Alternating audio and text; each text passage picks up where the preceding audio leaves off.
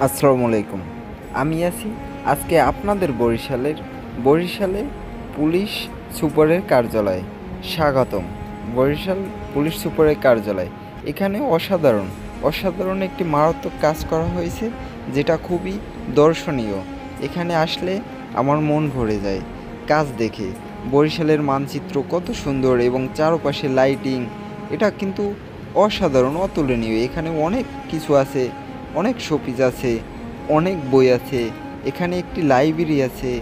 এখানে জাতির জনক বঙ্গবন্ধু শেখ মুজিবুর রহমানের একটি স্মৃতিজনক কিছু রাখা হয়েছে, যেটা দেখে তার পুরনো ছবি, তার সব কিছু, এটা দেখে আসলেই খুবই অসাধারণ, খুব সুন্দর, সুদর্শনীয়।